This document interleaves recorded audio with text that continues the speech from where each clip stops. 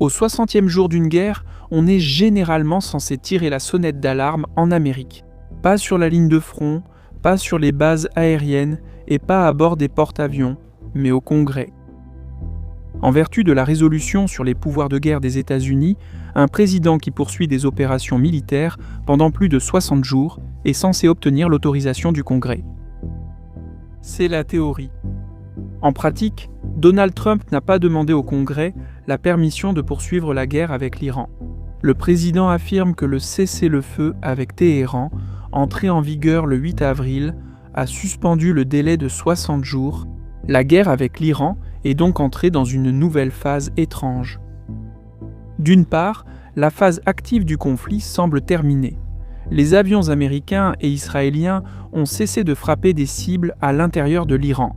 L'Iran, de son côté, a cessé ses attaques de représailles contre Israël et les États arabes du Golfe Persique. Mais le problème central reste non résolu. Le détroit d'Ormuz est toujours bloqué, et ce, par les deux parties du conflit. L'Iran arrête les navires étrangers qui tentent de traverser Ormuz sans payer une taxe de transit spéciale à Téhéran. Les Américains, quant à eux, imposent leur propre blocus maritime, ciblant tous les navires voyageant à destination ou en provenance d'Iran. En coulisses, les négociations sont toujours en cours. Par l'intermédiaire de médiateurs pakistanais, les États-Unis et l'Iran continuent d'échanger diverses propositions pour mettre fin au conflit. Jusqu'à présent, aucune n'a été assez solide pour satisfaire les deux parties. Et bien que la fin de la guerre avec l'Iran semble encore lointaine, une chose est déjà claire. Le conflit provoque des changements durables dans l'équilibre des pouvoirs régionaux. L'exemple le plus clair est la décision des Émirats arabes unis de quitter le cartel de l'OPEP. Analysons tout cela en détail.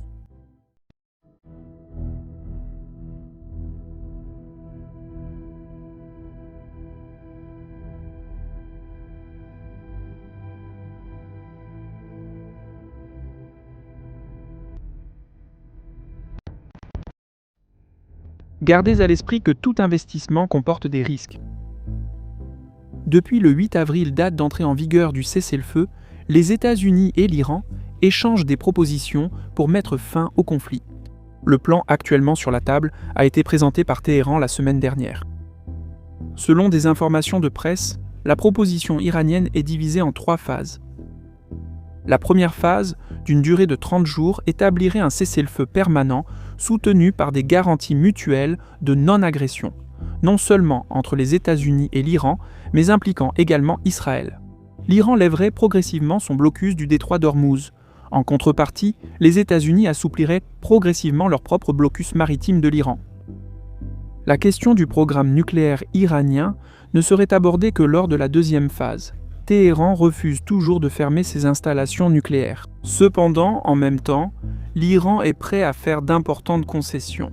Un gel complet de 15 ans sur l'enrichissement de l'uranium, suivi d'un enrichissement limité à 3,6%, ainsi qu'un engagement à ne pas accumuler d'uranium enrichi sur le territoire iranien. Si un compromis sur le programme nucléaire était trouvé, les parties passeraient à la troisième phase. À ce moment-là, les États-Unis lèveraient progressivement les sanctions contre l'Iran et permettraient le déblocage d'avoirs iraniens d'une valeur de plus de 100 milliards de dollars américains, des actifs qui sont gelés dans divers pays depuis 2018. Selon Axios, dans un tout récent rapport du 6 mai, les États-Unis et l'Iran négocient activement un accord en 14 points, et Washington attend la réponse de Téhéran dans les 48 heures. Bien que la proposition iranienne soit meilleure que tout ce que Téhéran a proposé auparavant, il est douteux que le président Trump l'accepte. Agir ainsi le priverait de la carte la plus forte qu'il détient actuellement, le blocus maritime de l'Iran. Trump pense que bloquer les ports de l'Iran peut obtenir plus de résultats que des bombardements continus.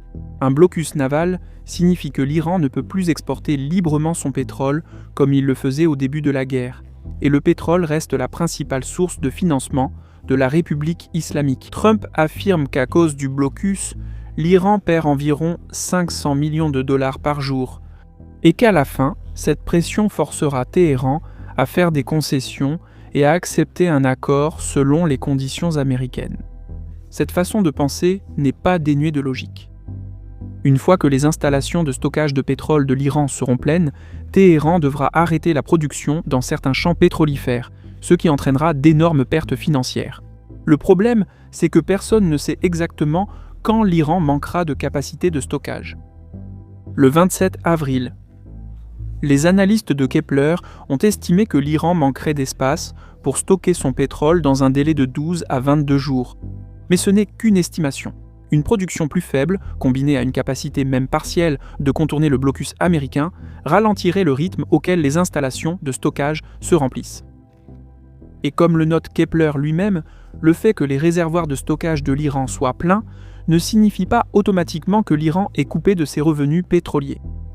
L'Iran dispose actuellement d'environ 184 millions de barils de pétrole en mer, dont 124 millions près de Singapour et de la Chine. Ces barils finiront progressivement par arriver dans les ports chinois. En conséquence, Téhéran pourrait ne pas ressentir pleinement l'impact financier du blocus américain avant encore 3 à 4 mois, c'est-à-dire vers la fin juillet ou le début août.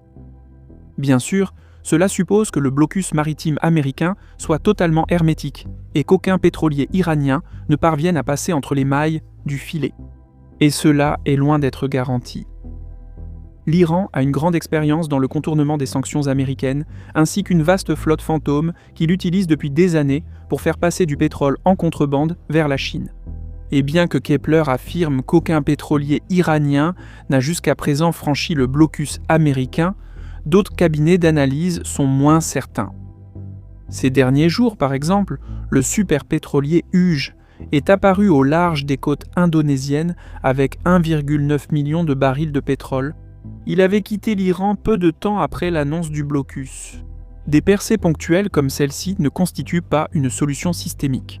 Mais chaque pétrolier iranien qui parvient à déjouer la marine américaine repousse le moment critique pour la capacité de stockage de pétrole de l'Iran et pour les finances de l'État iranien.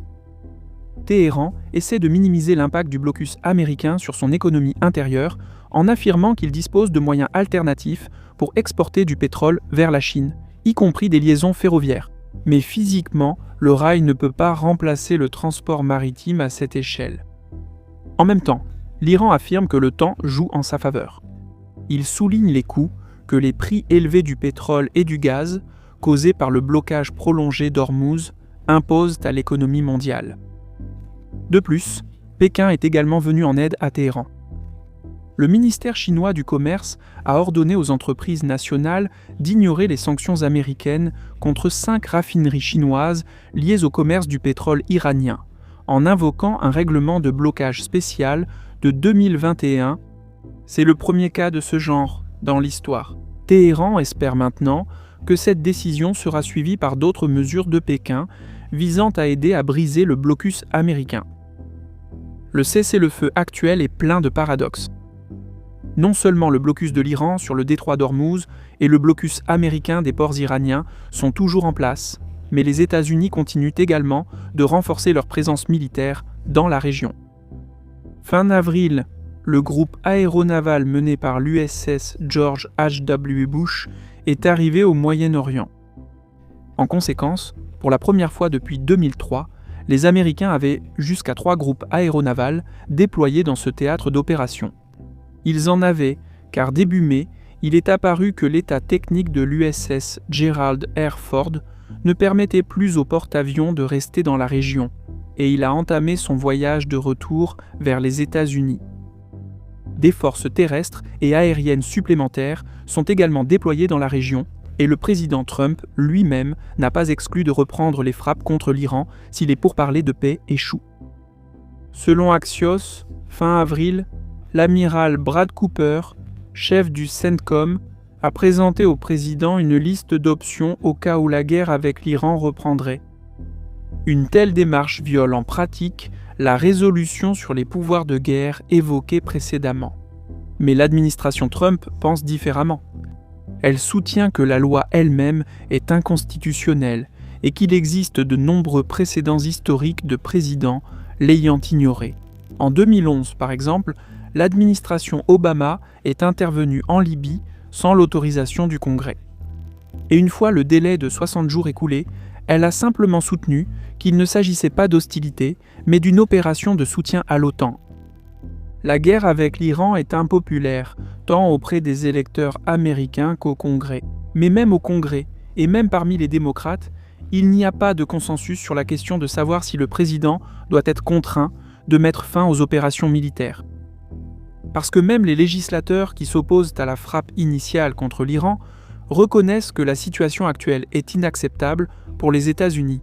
Téhéran a effectivement pris le contrôle du détroit d'Ormuz et avec lui une grande partie de l'économie mondiale en otage. Pour l'Amérique, cela est intolérable, à la fois sur le plan économique et en termes de prestige.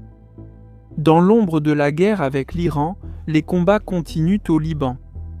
Bien qu'un cessez-le-feu, fortement soutenu par Téhéran, soit officiellement en place depuis le 16 avril, les affrontements entre Israël et le Hezbollah se poursuivent à une intensité moindre.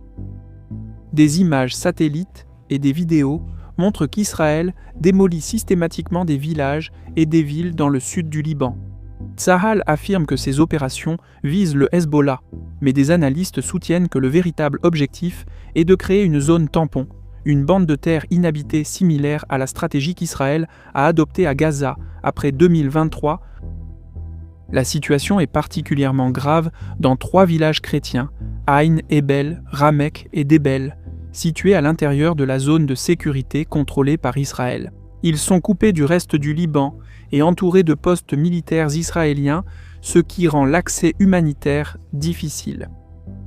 Pourtant, les chrétiens locaux refusent de partir. Ils craignent que s'ils le font, leur maison soit détruite par les FDI et qu'ils ne soient jamais autorisés à revenir. C'est à Debel que des photos ont montré un soldat israélien brisant une statue de Jésus avec un marteau, déclenchant l'indignation dans les médias occidentaux. Un autre point chaud est le golfe Persique, où l'Iran continue de poser des mines navales. L'ampleur de l'opération n'est pas claire, mais avant la guerre, l'Iran possédait environ 56 000 mines navales, et les analystes affirment que la campagne actuelle semble chaotique et précipitée. Cela rendra le déminage beaucoup plus difficile une fois qu'un accord de paix sera conclu. Le déminage du détroit pourrait prendre d'1 à 4 mois. Washington veut que l'Europe aide, puisque les marines européennes disposent de plus de navires de lutte contre les mines et de plus d'expérience dans ce domaine. Mais étant donné les tensions de Trump avec l'Europe et sa décision de retirer 5000 soldats américains d'Allemagne, les chances d'une aide européenne significative semblent limitées.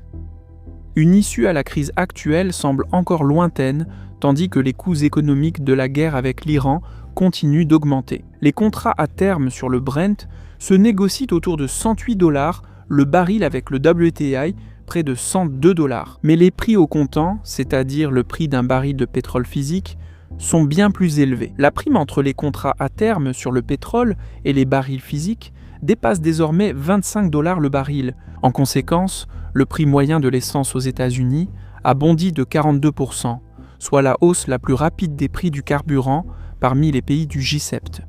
À titre de comparaison, les prix ont augmenté de 24% au Canada, de 19% au Royaume-Uni et de seulement 4,6% en Italie.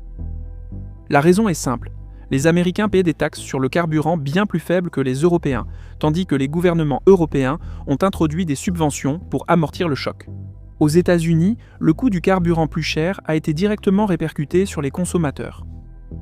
Mais alors que les consommateurs américains perdent, le secteur énergétique américain réalise des profits extraordinaires. Les exportations de brut américains ont atteint un record de 6 millions de barils par jour. Les importateurs en Europe et en Asie, privés d'approvisionnement du golfe Persique, achètent désormais du pétrole américain à la place. Environ 80 superpétroliers vides se dirigent actuellement vers les États-Unis pour charger du brut, soit presque 3 fois plus qu'avant la guerre. Les États-Unis gagnent également du terrain sur le marché des carburants raffinés. En avril, un tiers du carburéacteur de l'Union européenne provenait des raffineries américaines, soit le double du niveau précédent. Trista Energy estime que si le Brent reste proche de $100, les flux de trésorerie des compagnies pétrolières américaines pourraient augmenter de 63 milliards de dollars cette année. À plus long terme, les exportations de GNL pourraient rapporter un gain encore plus important. L'Asie, qui avant la guerre s'approvisionnait à plus de 25% de son GNL dans le Golfe, cherchent activement des alternatives, et les États-Unis sont désormais le seul fournisseur crédible à grande échelle. Pourtant, malgré ces gains énormes, les géants de l'énergie américains, Exxon, Chevron et ConocoPhillips, indiquent qu'ils n'ont pas l'intention d'augmenter leur production au-delà des plans d'avant-guerre. Le nombre de plateformes actives dans le bassin permien, le plus grand champ pétrolier des États-Unis, a à peine changé depuis le début de la guerre. Les grandes compagnies pétrolières craignent une répétition du cycle d'expansion et d'effondrement d'il y a 10 ans, lorsque l'effondrement des prix après 2014 a forcé l'industrie à procéder à d'énormes dépréciations. Les grands groupes pétroliers privilégient aujourd'hui dividendes et rachats d'actions. Car même si les grandes compagnies pétrolières réalisent d'énormes profits grâce à la guerre, elles semblent réticentes à croire que la crise entraînera un changement structurel durable en leur faveur. Et cela a une certaine logique. Sur le long terme, cette crise accélérera presque certainement la transition énergétique mondiale, portée non pas par le pétrole, mais par les énergies renouvelables et l'uranium. L'Asie subit plus durement le choc énergétique. Les raffineries de toute la région dépendent du pétrole brut importé pour environ 80% de leur approvisionnement, et avant la guerre, environ la moitié provenait du Golfe Persique. Les conséquences ont été graves. Le Japon et la Corée du Sud ont utilisé leurs réserves stratégiques. L'Inde rationne le carburant pour certains secteurs. Et dans des pays comme le Myanmar, la Malaisie et le Pakistan, les prix à la pompe ont augmenté de plus de 50% avec l'apparition de pénuries physiques. L'Europe s'adapte plus rapidement, elle dispose de tampons réglementaires plus importants et peut compter sur des subventions gouvernementales, c'est pourquoi les prix du carburant y augmentent plus lentement qu'aux États-Unis. Même ainsi, la destruction de la demande est désormais visible sur le continent, en particulier pour le kérosène, qui est devenu rare. Lufthansa, par exemple, a annulé 20 000 vols pour économiser 40 000 tonnes de carburant. Bien que la fin de la guerre avec l'Iran ne soit pas proche, la situation sur les marchés asiatiques du carburant devrait bientôt s'améliorer. À partir du début du mois de mai, la Chine reprend ses exportations de carburant, principalement du kérosène, mais aussi du diesel et de l'essence, vers des marchés d'Asie du Sud-Est, comme le Vietnam, les Philippines et le Bangladesh, ainsi que vers l'Australie.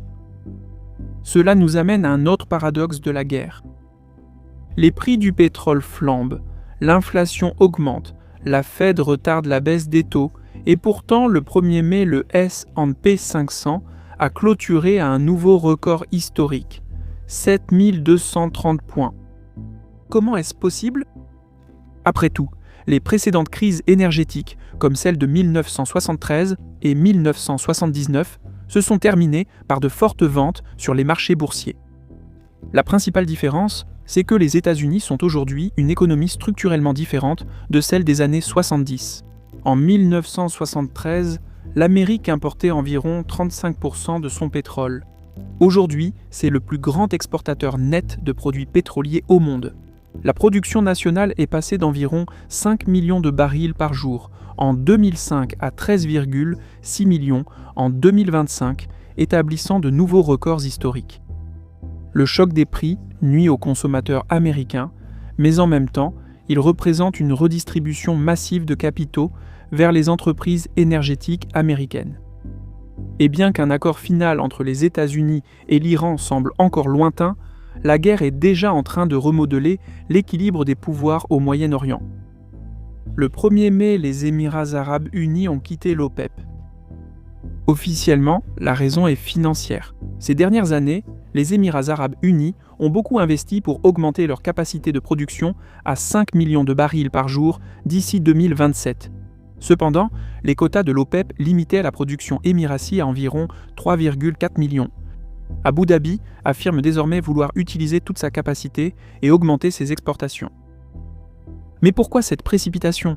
Pourquoi quitter l'OPEP le 1er mai alors que le détroit d'Ormuz est toujours bloqué et que la capacité des Émirats arabes unis à exporter en contournant Ormuz reste très limitée ? La géopolitique prime sur l'argent.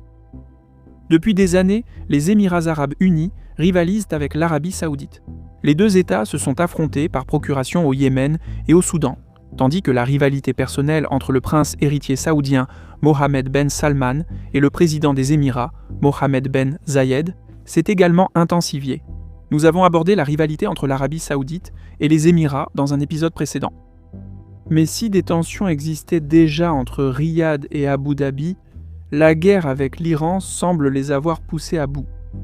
Les Émirats arabes unis, pas Israël, sont désormais la cible principale des attaques iraniennes. Plus de missiles balistiques et de drones iraniens ont frappé les Émirats que Israël.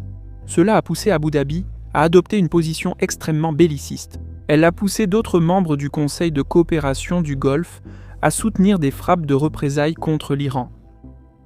À la grande frustration des Émirats arabes unis, l'Arabie saoudite a refusé de soutenir cette ligne agressive. Le résultat a été une division plus profonde entre Abu Dhabi et Riyad, et un alignement encore plus étroit entre les Émirats et Israël, avec lequel les Émirats arabes unis ont officiellement établi des relations pendant le premier mandat de Donald Trump.